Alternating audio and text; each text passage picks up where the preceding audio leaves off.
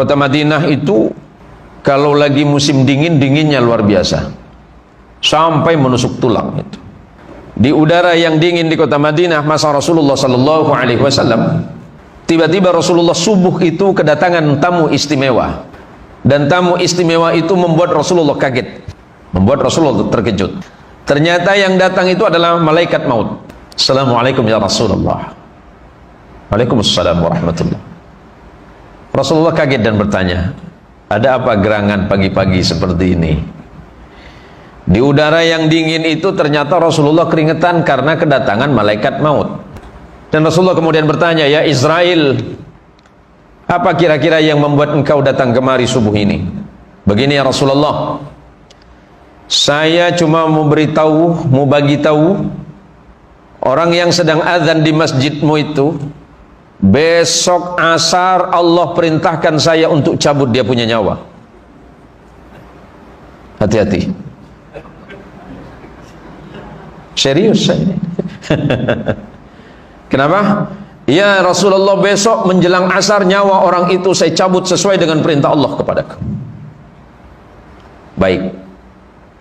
Tapi kemudian Rasulullah berpikir, ada apa gerangan malaikat ini memberitahu atau bagi tahu untuk saya bahwa muadzin saya yang ada di masjid itu akan dicabut nyawanya menjelang asar. Setelah itu Rasulullah berangkat ke masjid. Sesampainya di masjid, orang pertama kali yang dilihat Rasulullah adalah yang azan tadi. Hati-hati besok azan subuh ya. Dalam fikiran Rasulullah, ya Allah, sahabatku ini adalah azan subuh yang terakhir. Karena sebagaimana yang disampaikan oleh Israel, nanti asar atau sebelum asar nyawanya akan dicabut. Selepas itu menjelang zuhur, semakin dagdikduk hati Rasulullah, semakin khawatir Rasulullah. Dan Rasulullah memang masih mendengar azannya sahabat ini. Allahu Akbar, Allahu Akbar.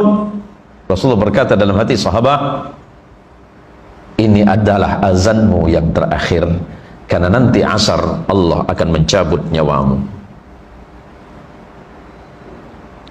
Selesai itu, menjelang asar semakin khawatir Rasulullah Sallallahu Alaihi Wasallam sebagaimana yang dijanjikan oleh Israel. Tapi ternyata di saat asar, sahabat ini malah azan lagi. Rasulullah tersenyum dalam hatinya. Waduh, gimana Israel ini? Kan tidak mungkin ada malaikat bohong. Tapi kenapa berita yang dia sampaikan berbeda dengan kenyataannya? Tapi Rasulullah tidak menggubris itu. Sampai kemudian ternyata asar, orang itu azan lagi, sahabat itu azan lagi, lega hati Rasulullah. Selepas sholat asar kemudian Rasulullah memanggil Israel, ya Israel, datanglah kemari. Datang Israel, ya Rasulullah, labbaik wa sa'daik. Ada apa ya Rasulullah? Atas dulimu saya datang. Begini Israel, tadi subuh engkau bercerita kepadaku bahwa muadzinku yang ada di masjid itu akan kau cabut nyawanya menjelang salat asar. Tapi ternyata tadi barusan salat asar dia azan lagi. Ada apa itu?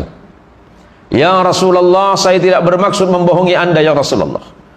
Memang Allah telah memerintahkan kepadaku untuk mencabut sahabatmu yang azan itu.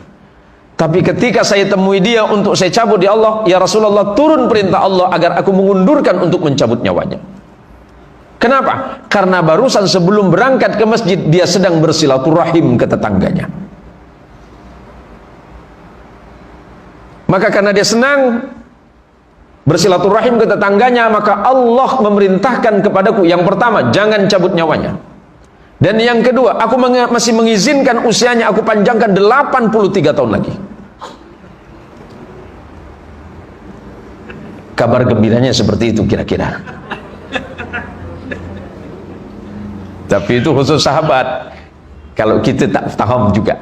Tapi yang jelas bahwa sesiapapun yang mau duduk bersama-sama bersilaturahim di jalan Allah, Allah pasti berikan kemudahan urusan dunia dan akhiratnya. Dan yang kedua, Allah mudahkan rezekinya. Allah mudahkan rezekinya, Allah panjangkan umurnya.